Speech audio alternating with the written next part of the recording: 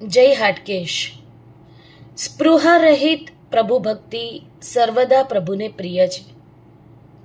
હંમેશા શરત કરવી કે જો મારું આ કામ થઈ જાય તો પ્રભુને પ્રહાદ ધરું, મને ઇનામ લાગે તો સત્યનારાયણની કથા કરું.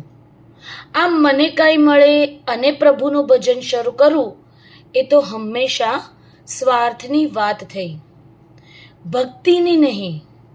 પ્રભુ તો ભાવના પ્રેમી છે.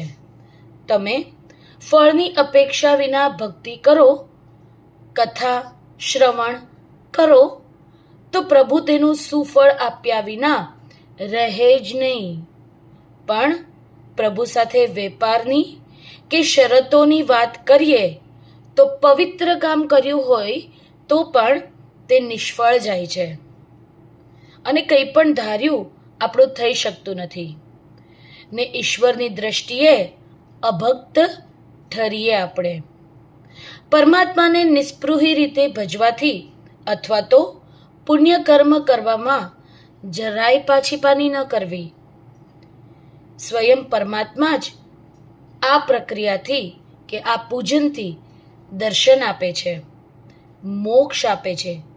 અને એનું એક દ્રષ્ટાંત એક વાર્તા રૂપે આપની સમક્ષ રજૂ કરું છું.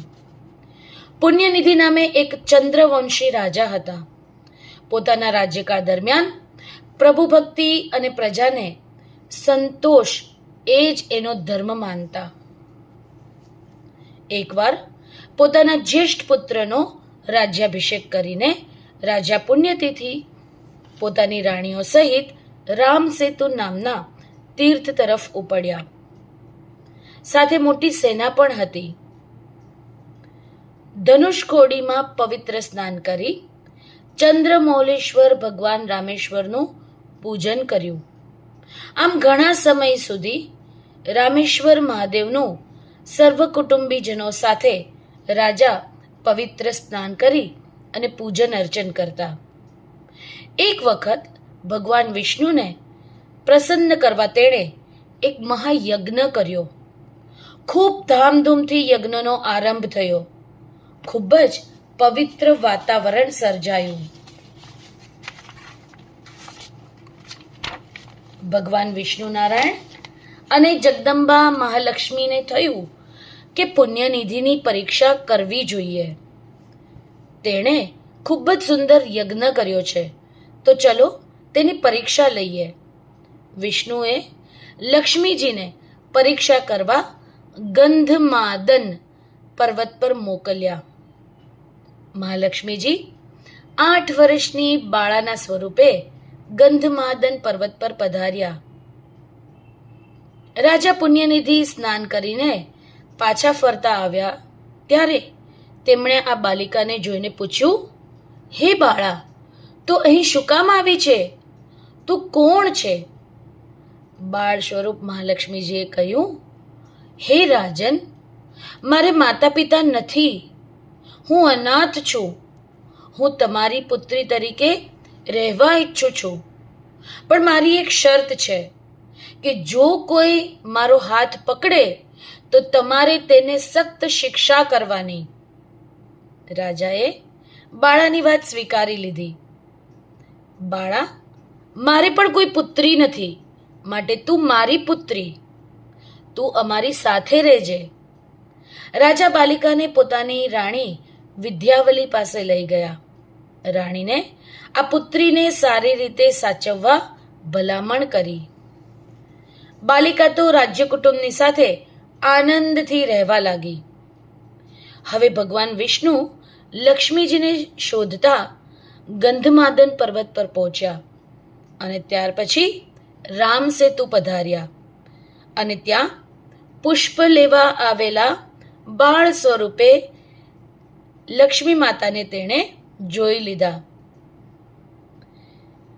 ભગવાન વિષ્ણુ ત્યાં બ્રાહ્મણ સ્વરૂપે એક બાજુ ઊભા રહી ગયા. જેવા લક્ષ્મી માતા ત્યાંથી નીકળ્યા કે તરત જ પેલા બ્રાહ્મણે એટલે કે બ્રાહ્મણ વેશી ભગવાન વિષ્ણુએ તેનો હાથ પકડી લીધો સખીઓ આ દ્રશ્ય જોઈને બૂમો પાડવા લાગી. રાજા પુણ્યનિધિ પણ ત્યાં આવી પહોંચ્યા. બાળાએ રાજાને ફરિયાદ કરી કે આ બ્રાહ્મણે મારો હાથ પકડ્યો છે, તમારે તેને યોગ્ય દંડ આપવો જ પડશે. રાજાએ તુરંત જ બ્રાહ્મણના હાથ પગ બાંધી દીધા, પગમાં બેડી અને હાથ દોરીથી બાંધી દીધા. તે જ રાત્રે એવું બન્યું કે પુણ્યનિધિ રાજાને નિંદ્રામાં એક સ્વપ્ન આવ્યું અને સ્વપ્નમાં તેણે જોયું કે બ્રાહ્મણ નહોતા, પણ પિતાંબરધારી સાક્ષાત વિષ્ણુ નારાયણ ભગવાન હતા. મકરકુંડળ, વૈજયંતી માળા અને પિતાંબરવાળા સ્વયં વૈકુંઠના નાથ હતા. ને પેલી બાલિકા તે સાક્ષાત જગદંબા લક્ષ્મી હતા. રાજા તો મૂંઝાઈ ગયા. એને એમ થયું કે મેં આ કેવી રીતે ભૂલ કરી, મેં આ કેવું પાપ કર્યું. સવાર પડતા જ જ્યાં મંદિરમાં એ પ્રવેશ કરે છે ત્યાં ખરેખર બ્રાહ્મણના સ્થાને વિષ્ણુને શંખ, ચક્ર, ગદા અને પદ્મ ધારણ કરેલા જોયા. રાજા પુણ્યનિધિએ તો નમ્રતાપૂર્વક ભગવાન મધુસૂદન, ચક્રપાણી, ગરુડધ્વજ એવા વિષ્ણુ ભગવાનની માફી માંગી લીધી. એ જ રીતે જગદંબા, હરિપ્રિયા, મહાલક્ષ્મીજીની પણ સ્તુતિ કરી. રાજા પુણ્યનિધિને એમ થયું કે ભગવાનના પગે મેં બેડી બાંધી દીધી, મેં બેડી પહેરાવી